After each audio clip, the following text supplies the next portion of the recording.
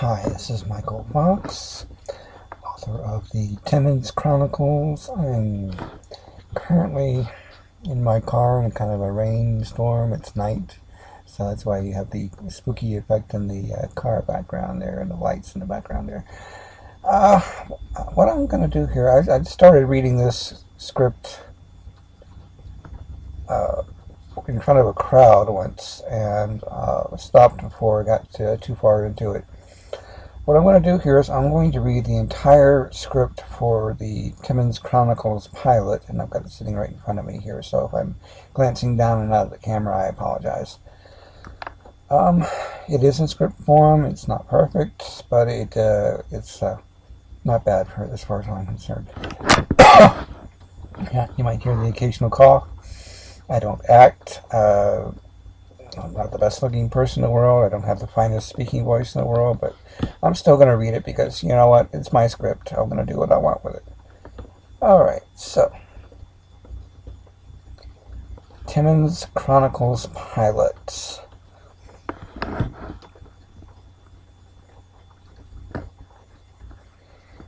And again, it's a movie script, so you're going to have descriptions of the scene. You're going to have people, the characters. I want to say their name and then what their line is. So this is not like your typical book, although I might read the book someday.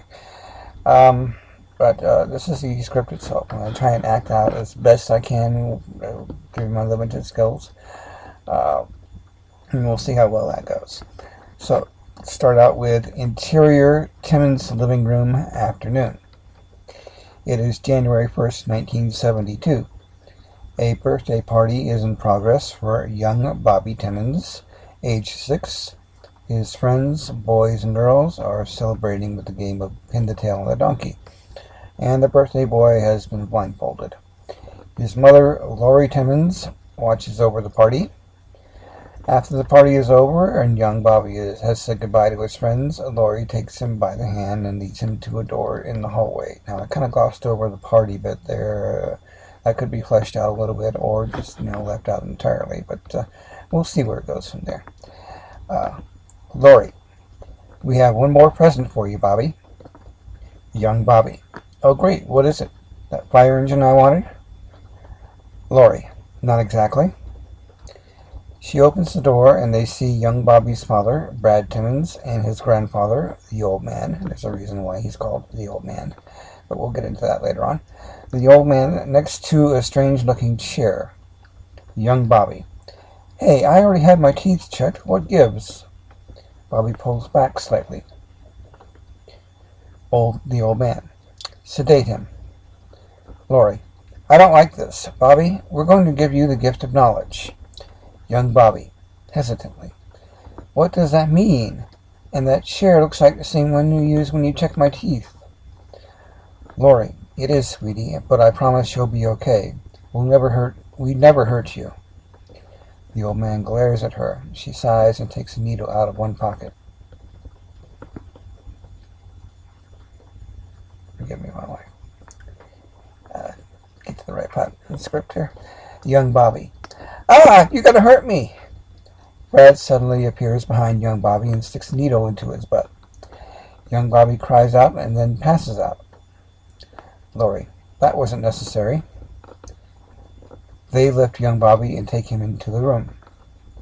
Interior, chair room, afternoon. They quickly lift young Bobby into the chair and strap him in. Old man, this is for the better. He won't move and be tense during the procedure. Gruff, gruff, gruff. Lori, I still think this is the wrong time to do this. The wrong way. If something were to go wrong, old man, we'll cross that bridge, doctor. He needs to broaden his mind. He's been too slack with his education as it is. Lori, he's only 6. Actually, the script said he's only just 6, but that didn't quite work out the way I wanted to, so I'll probably have to change that. Oh man, he'll be fine. Lori, he needs to be better prepared. He needs to know what's happening. Old man, enough. Looks at Brad. Do the honors, please. Or do the honors, please. I don't know. I don't know how that would work. Brad moves to a console on the far side of the room. Laurie and the old man join him. A device drops from the ceiling and lowers into young Bobby's head. It looks like a helmet, but with spikes on the inside and out. When it reaches young Bobby's head, electricity begins to arc. Old man, are you monitoring him, Doctor? Laurie? Of course. Pulses up, EKG spiking, but not beyond tolerances. His brainwaves are shooting off the scale. Old man. Within tolerances. Start knowledge feed. Unit begins to hum and the arcing increases. Bobby tenses. Laurie. That's too fast. Here's a beep. Wait, shut it down. Something's wrong. The arcing begins to subside and Laurie rushes to young Bobby's side. She pulls out a box. It's amazing the things I can come up with on this script that need to be corrected while I'm reading it. But Laurie rushed it's actually in how it's put here, but it should be rushes. So Laurie rushes to young Bobby's side. She pulls out a box and waves it in front of young Bobby, whose eyes have glazed over. Laurie shakes her head. Too late, there's brain damage. Old man, he's not brain dead, is he? Laurie, no, but he's lost higher learning functions. I told you this was too dangerous. I'm going to pause this for just a second while I lower my windows for just a second.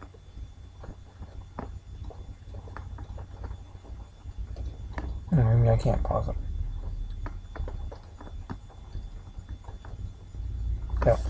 You're going to hear some whining in the background here, and not from me, from the window. It's rolled up here because it's raining and it's kind of stuffy in here, so I want to lower the windows a little bit. I don't want to stop the video.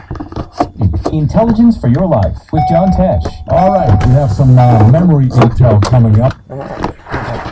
More lights. Sorry. See if I can get rid of that. I can't. Okay, even better. Whoops. I lost the keys. Alright. Okay. Sorry about this. A little stuff in here. Okay. Where were we? Okay. Okay, Laurie. No, he's lost higher learning functions. I told you this was too dangerous. Brad, we could try it again with less power. Old man, no, we'll have to do this the slow and sure way. He calls out. Rejuvenate him just before this started. The device lifts up and Bobby is surrounded. I'm being rained on here. And is surrounded by a glow. After a few minutes, the glow fades away. Laurie examines him and nods. Laurie, back to normal. Old man, take him to bed. I'll prepare his gift. Interior, young Bobby's room, morning. Young Bobby is sleeping soundly. On his bed appears a small glowing ball. Young Bobby stirs, then jumps to a sitting position. The young Bobby, what are you? The ball beeps. That actually isn't. No, we'll make some changes on there. Guide is the ball. A question has been asked. I am your guide to knowledge. Please ask anything you like, and I will answer.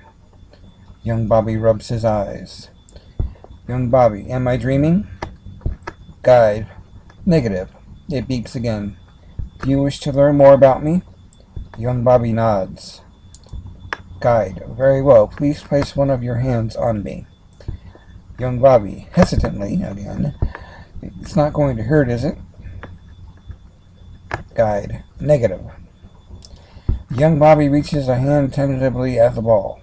As he begins to make contact, blue spikes of electricity come out. Young Bobby jerks his hand back. Young Bobby, that didn't hurt, but my head tingles. Guide. That is knowledge passing through your hand to your brain. This is a low-level form of brain training. Young Bobby reaches out again. Soon his head is surrounded by a blue field. His hair flies up. Young Bobby laughs. Young Bobby, this is fun! Okay, no, I won't do that anymore, I promise. Interior. Timmons' living room. Morning. The old man, Laurie, and Brad sit in a circle, concentrating intently. Laurie, I can see no damage this time. I don't see why you couldn't do it this way the first time. Old man, because it's slow and it will take longer to tell him what he needs to know. I swear I never thought of myself as being this slow. Laurie covers her face with her palm. Brad, we couldn't use the techniques you were trained under. It would draw too much suspicion. His mind and body weren't ready for the shock, and you know it. He's not slow. Old man, no, but he has been terribly average thus far. We'll change that. Laurie, he'll have trouble coping. He'll have changed, but his friends, his teachers won't. Old man, well then we'll have to guide him through it, won't we? Young Bobby comes running into the room, carrying his guide. Young Bobby, Mom, Dad, you'll never guess what I got. Brad, do you like your gift? Young Bobby. Okay, my sinuses are acting up. Sorry about that. Young Bobby. Oh yeah, it's great. Brad, it's from your grandfather. Bobby runs to the old man and hugs him. Young Bobby, I should say. Young Bobby. Thanks, Grandpa. Bobby sees a pigeon on the balcony and runs to the door. He opens it, touches the ball. Young Bobby. Columbolivia. It's the Latin name for it. By the way, he didn't say that. That was me saying that. They eat seeds. Bread. Pauses. Oh wait, they spread disease. Shoo. Bobby flails until the pigeon flies away. Alright, that's enough of that, young man. Leave the birds alone. I won't let you get sick from a pigeon, and they have as much right to be here as we do. I will not have you be cruel animals. Young Bobby, but don't we own this building? They are in high-rise, by the way. I probably should add that to the description. Don't we own this building? We can tell them to leave. Brad, the building has been here long before we bought it. Leave them alone, son. Young Bobby sighs. I'm trying to keep the computer from getting wet here. Young Bobby, okay. Old man, I'm glad you like my gift, Bobby, but you must promise me something. Dum, dum, dum. Bobby, young Bobby. Anything. Old man, promise me you'll never tell anyone about it. Young Bobby, but why? This is a great thing. Old man, there's only one like it in the whole world, and it's yours. If you go around telling people about it, they may try to take it away from you. Young Bobby clutches the ball closer. Laurie, don't frighten them. To young Bobby, just make sure you keep it hidden. Turns to the old man. In more ways than one. Look, she's giving him. Okay, interior young Bobby's room. Night. Young Bobby lies in bed, clutching his ball. The ball goes softly. Young Bobby, why do they want me to hide you? Guide, because you and I are unique. There is no one quite like us in the whole world. People will be jealous. They'll want one too.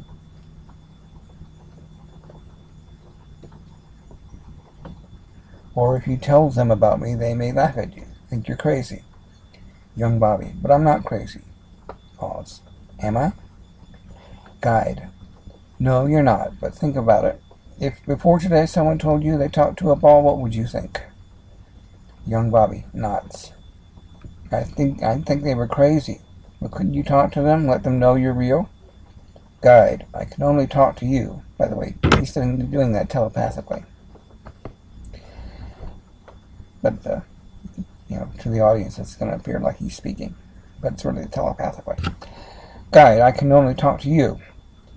Go to sleep now, and I'll try to explain it while you're sleeping. Telepathically.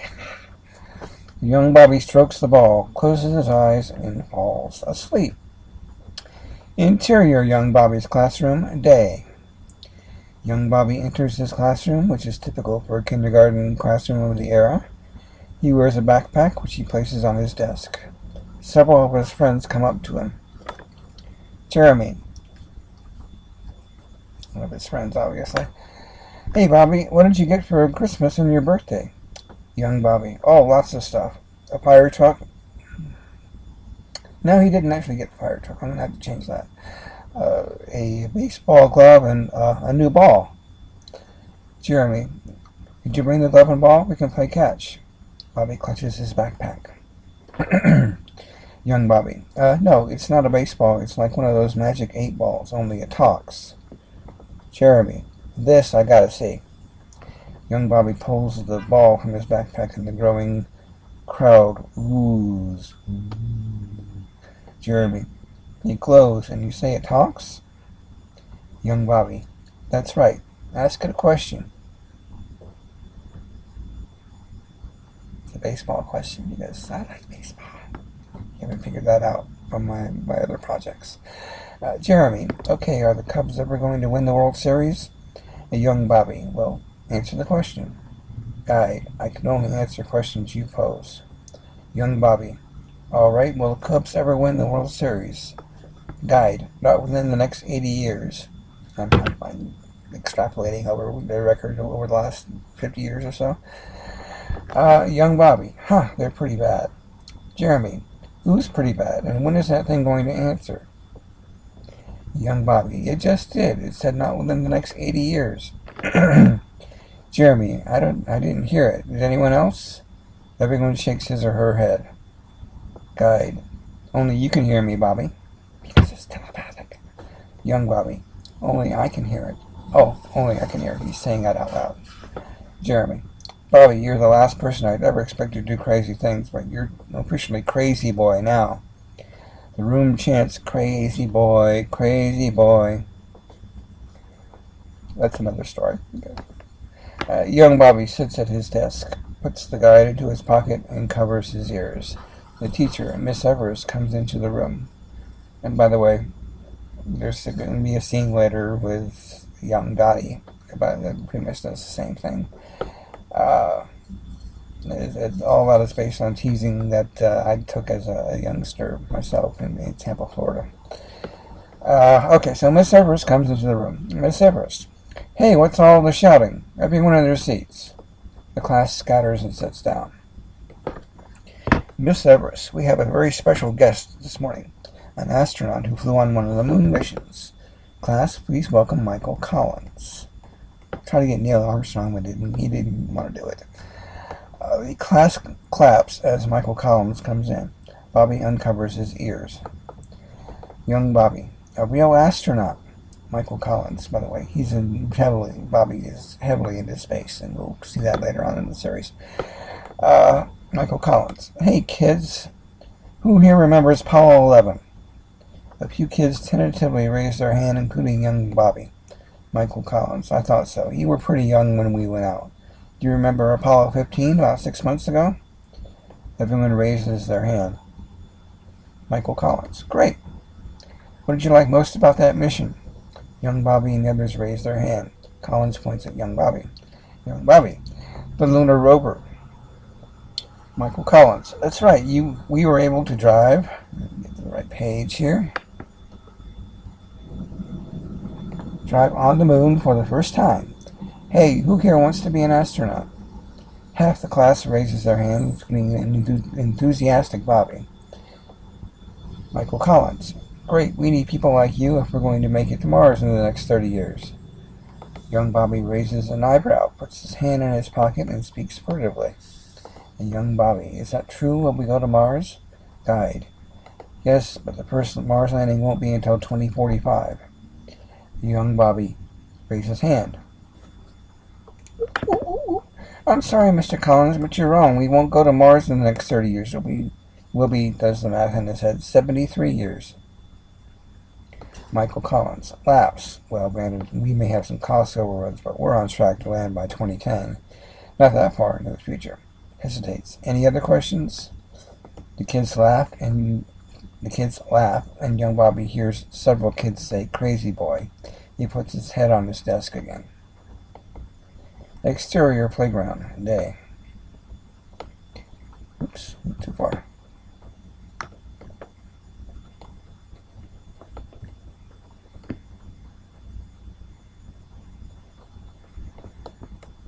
Okay, young Bobby sits alone, away from the other kids.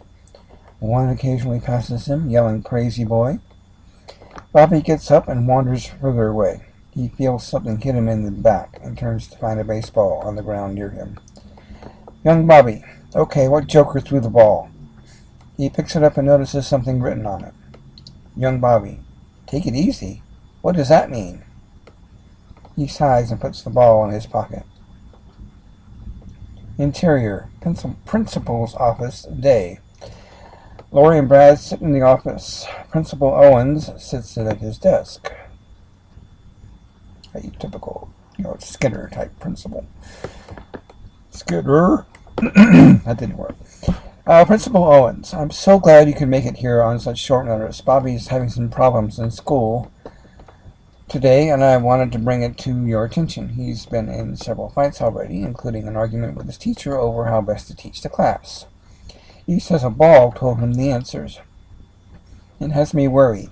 Has something happened over the holidays? Lori? Bobby has an overactive imagination. He received a lot of science fiction comics for Christmas, and he was reading them nonstop. While I would normally applaud his ability to read, and have in the past, I think he needs to lay off the comics and keep his imagination in check. I'm sending him home for the rest of the day, and Doctor, you might want to take a look at his eye. It's a bit swollen. Brad and Lori get up and open the door to the reception room. Young Bobby sits there with a black eye and a pained look in his face. Interior. Timmons' living room. Day. Young Bobby, Brad, and Lori come into the apartment. Lori, sit on the couch. I'll take a closer look at that eye. She goes into the kitchen. Young Bobby sits, throws his backpack down. The old man comes in. Old man, a little worse for wear?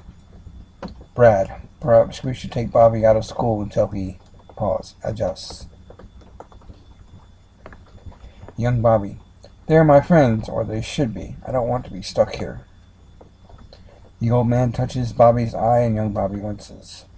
Old man, Bobby's right. He'll adjust faster if he confronts their punches. Who started the fight anyway? Young Bobby, they did. And one of them threw a baseball at me, and no one admitted it. They admitted to it, I should say. So I punched that creep Jeremy. He's been the worst. Then they all started hitting me.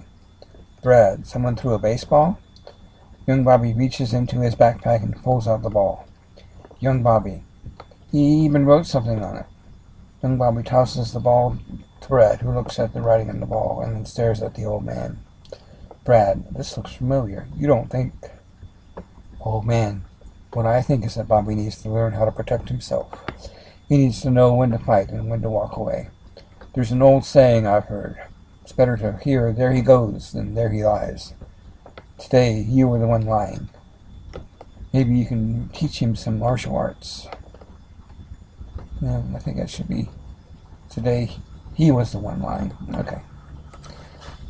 Maybe you can teach him some martial arts. He stares at young Bobby. Your purely defensive capabilities. Brad, maybe he can work on some Maybe he can work on some jiu-jitsu and some Eastern philosophies. Lori comes into the room carrying a bag filled with ice. She sits next to Bobby and looks at his eye. Nothing too serious. Put this ice pack on it for the rest of the day and get some rest.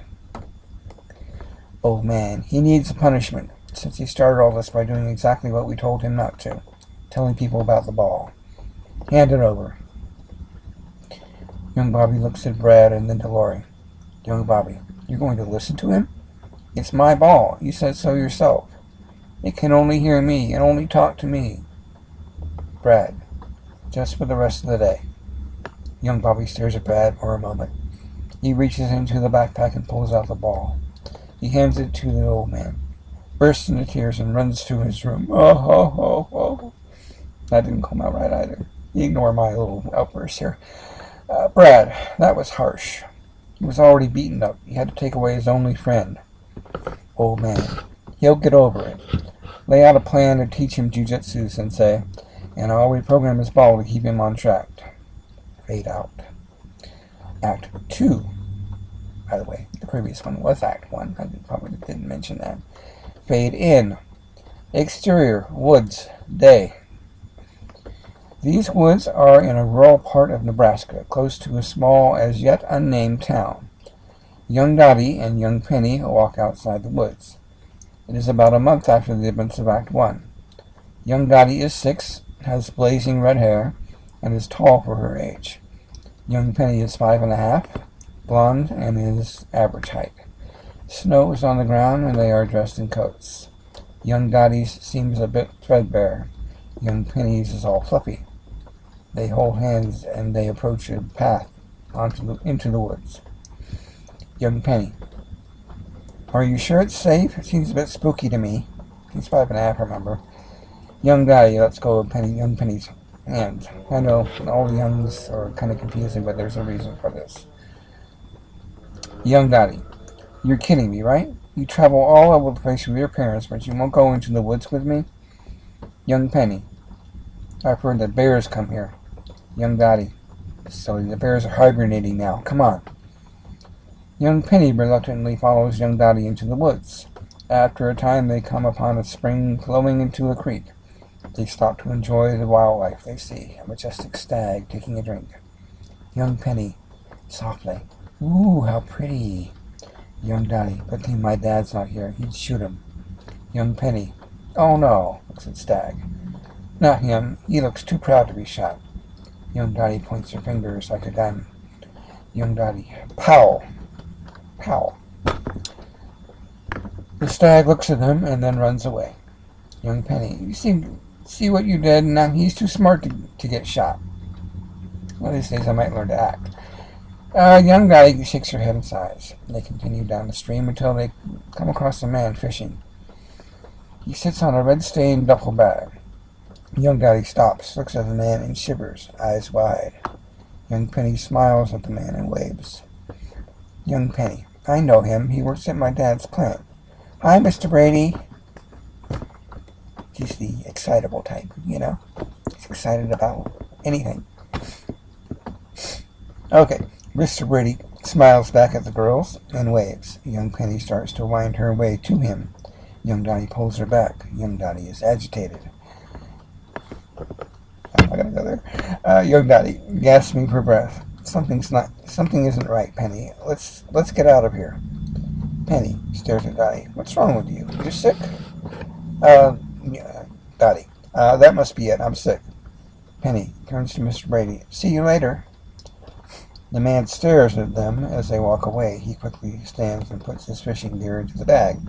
A small, pale hand pokes out of the bag. Young Penny is skipping as she and young Dottie move away. Young Dottie freezes for a moment. Freeze! Young Dottie, run! She bolts toward the entrance of the woods. Young Penny stops, her hands on her hips. Young Penny, yelling, what are you doing? Young Dottie stops. Race you home. Young Penny, well, if you want to race, you gotta give me more warning. Young Penny starts to run after young Dottie. They get side by side, they both run together. They reach the entrance, and young Penny falls backward onto some soft, snow-covered grass. Gasping for breath, they are in a business area now, and a road lies before them, and cars pass by. Young Penny, you win. You'll always win when it comes to running. Must be those long legs. Young Dottie looks behind them and sees Mr. Brady standing about 100 yards away, carrying the duffel bag. Something red drips from it. She shivers. Young Penny stands. Hey, I wonder if Dad and Uncle are busy. Let's go see. Young Dottie looks back again. Good idea. I kind of want to talk to them. They head to a large complex, wave to the guard at the gate, and walk inside. Interior, Arthur Thomas's office, day.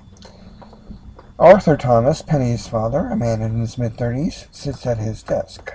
Uncle Jack, his brother in his late 20s, lays spectacle on a couch. Felix Snyder, in his late 40s, sits in front of Arthur. Arthur Thomas. Jack, I wish you'd pay attention while we talk business. Uncle Jack, I took the red-eye from Paris. I'm dead tired. Lighter. Perhaps if you'd spend less time with that French girl, you'd have more energy. Uncle Jack looks at Lighter, thumbs his nose at him. Arthur Thomas, and up. Felix, mind your own business. Jack, you need to take more of a hand in this company. Uncle Jack, because Father would have wanted it that way? Yes, I know how I'm supposed to act. Arthur Thomas leans forward, kind of menacing, some brotherly medicine kind of thing. I'm not saying don't have fun. I'm saying take a little of the responsibility off my shoulders so I can spend a little more time with my family. Let's get down to business. He turns to Leiter. Leiter glances at Jack. Very well. Walter Gamble and his team have come up with a preliminary report on a new formula which could be very profitable. It's an industrial glue that might have military applications. Arthur Thomas. How so? Leiter. It seems to take on different properties when mixed with other chemicals, possibly even explosives. We codenamed it QSA according to protocol. Arthur Thomas. Felix, you know I don't deal with the military, especially when a chemical can do harm. It's always been the policy of the company to help mankind, not hurt them. I want research on this stopped immediately. Leiter. I would like to put this to a vote of the board of directors. Arthur Thomas. Fine. Jack, how do you vote? Uncle Jack sighs. Felix, he's right. Father would never approve. Sorry, my sinuses are acting up again thanks to the humidity. Arthur Thomas. There. 51% of the stockholders say no. Stop research immediately. Leiter, visibly upset. Very well, but I'll make sure the rest of the board knows about this. Arthur Thomas. I'd expect nothing less. Any other... A racket outside of the office interrupts him. The door opens and young Penny and young Dottie rush in. Arthur Thomas smiles and holds out his arms. Arthur Thomas. Penny, dear. Young Penny rushes to his arms and they hug. Leiter sits with his eyes closed, exasperation on his face. Leiter, as if we don't have enough problems. Young Dottie stands behind him, shivers slightly, crosses her arms and glares at him. Uncle Jack sits up and gives her a mock salute. A young Dottie smiles at him. A young Penny. Daddy, we saw Mr. Brady just now in the woods. Arthur Thomas. Yes, he sometimes uses his lunch period to go walking and hunting. Young Dottie. Hunting for kids. Arthur looks at her questioningly. Young Dottie. I saw him put a body in his bag. Leiter. A body? What kind of body? Young Dottie. A child. I think it was a girl. Young Penny. Oh, you did not see anything like that, Dottie. I'm sure I didn't. I sure didn't, rather. A young Dottie shudders. Well, I didn't see it in no, let's get that right. A young Dottie shudders. Well, I didn't see it as much as I felt it. He killed someone and is trying to hide the body. Leiter. Felt it? Preposterous. Get out of this office with your wild stories. Arthur has watched young Dottie throw out the accusation. Arthur Thomas.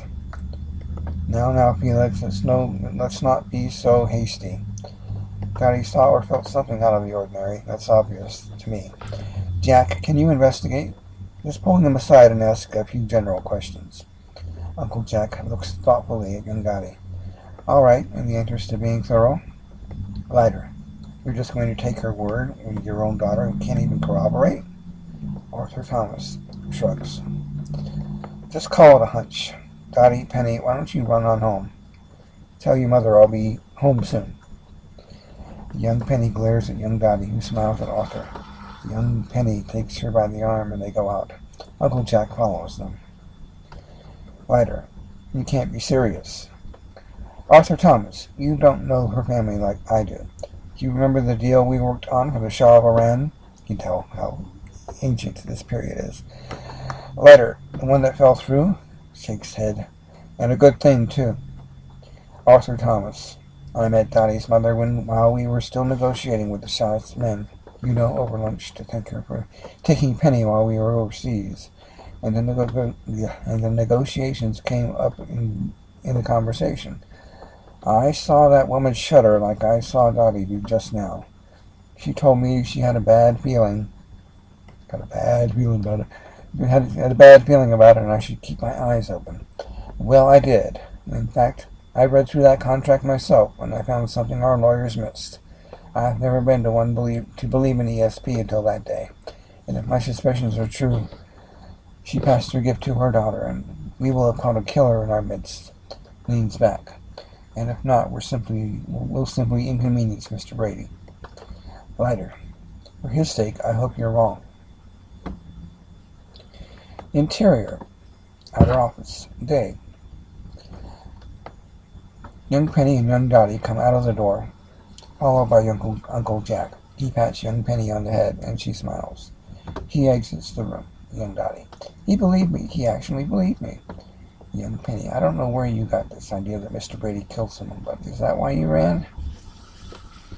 Young Dottie. Yes, I felt afraid of him. Let's go home. Interior interview room. Day. Uncle Jack sits opposite Mr. Brady. A bag sits on a table between them, very bloody but empty. Uncle Jack stares at Mr. Brady, who stares coldly back. Uncle Jack, you shot a pig during lunch. Mr. Brady nods. Uncle Jack, where's the body now? And for that matter, where's the gun? Mr. Brady, well, I couldn't really bring a bloody pig into work, could I? I buried it so I could get it later. And the gun is in my locker. You know the policies. Uncle Jack, yes, we found the gun, but it didn't look like it had been fired. Mr. Brady, I keep my guns clean. He stares hard at Uncle Jack, who shivers. Uncle Jack, slowly, I think I need to call the sheriff. Mr. Brady, not against the law to hunt, Mr. Thomas. I have permits. Uncle Jack, for hunting children? Mr. Brady stays perfectly still, eyes on Uncle Jack. Bum, bum, bum.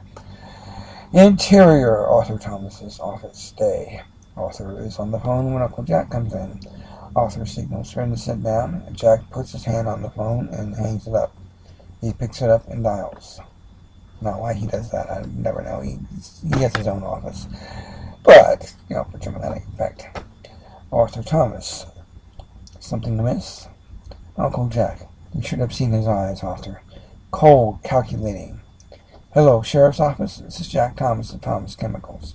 We need someone to come out immediately. One of our employees may have killed a child. Pause. Thank you. Or, thank you. Or, good. He hangs up the phone. Uncle Jack. Security is holding him in the bag. Arthur Thomas. Unsettling, isn't it, knowing that you've hired a killer? Now you know why Father would not allow us to make anything harmful. It's terrible to have that on your conscience. Uncle Jack nods. Exterior woods, night. Dogs bay as they are held by their handlers. A team of officers comb the woods near where young Dottie and young Penny saw Mr. Brady. A cry goes up and the sheriff approaches. He uncovers some dirt to find a pale arm and hand half buried in the dirt. Boom, boom, boom. Exterior sheriff's office building. Day. Arthur Thomas, Uncle Jack, stand with the sheriff and the mayor. Sheriff, she was only 7, not even from his town.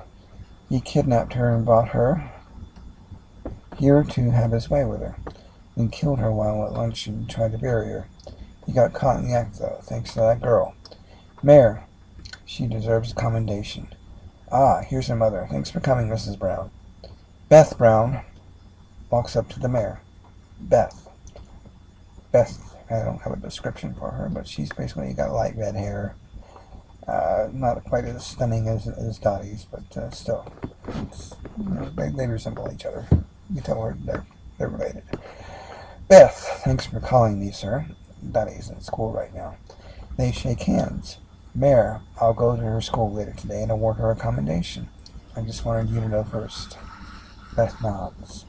The mayor and sheriff leave. Arthur Thomas. Beth, I wonder if we might have a word with you. Beth. Sure, Arthur. Playing another trip? Arthur Thomas. Well, actually, yes, but we're... excuse me. But we're taking Penny with us to Germany. Ominous tones here. No, I wanted to talk to you about Dottie. She has an extraordinary gift. Beth, I've noticed it, Arthur, but I decided to let it develop on its own. You can't push someone her age too hard or she'll stop trusting it. Arthur Thomas nods. I understand. Thank you for coming. The Interior School Auditorium Day. The school holds grades K through 12 as a way of cutting the budget. The entire school population, around 600 students, sits in their seats. Young Dottie and young Penny sit in the front row with their classmates. The mayor comes to the stage. Mayor, thank you all for coming here. Today we're here to honor one of our students, a girl whose insight allowed us to catch a child killer. I'm sure you've all heard about it. In a town like that, kind of goes like wildfire. Dottie Brown, please come forward. Young Dottie rises. Murmurs also rise. She goes slowly to the stage and stops at the mayor. Mayor, Dottie, I have here a certificate of commendation with your name on it. Reads, in honor of using your mental powers of deduction to help capture a child killer.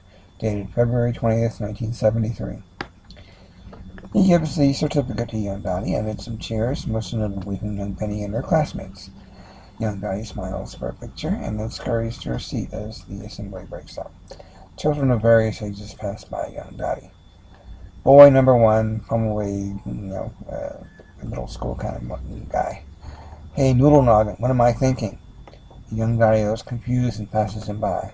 Girl number one, probably a high schooler. Hey, freak. Young Dottie sneers and walks away, young Penny in tow. Boy number two, he's probably, a high schooler as well. Bend a spoon for us, Einstein. Young Dottie, what are you talking about? Young Dottie's teacher grabs her by the hand and runs interference. They exit the auditorium.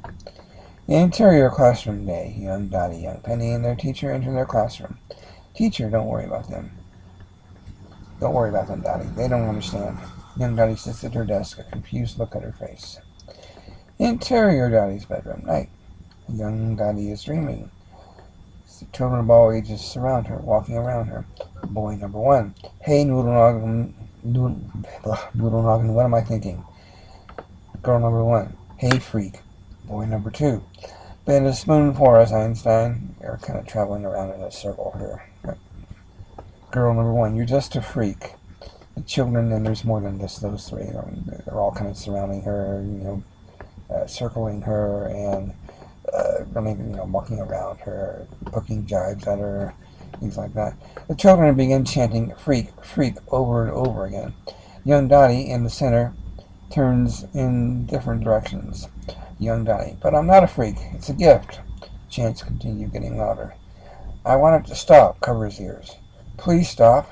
Gets on knees. Make it stop. Make it stop. She closes her eyes and lets out a scream. She wakes, breathing hard, sits up. Young Dottie. How can I stop that? I know. It never happened. I can't really do it. I can't really do it. Closes eyes, leans back. I can't do it anymore. He's convincing herself that she can't do it anymore. The door opens and Beth comes in. Dottie, I thought I heard a scream. That's Beth, by the way, talking. Are you okay? Did you have a nightmare? Young Dottie. Perfectly calm. I'm fine, Mom. Just fine. End of Act 2, and here we're going to stop the video.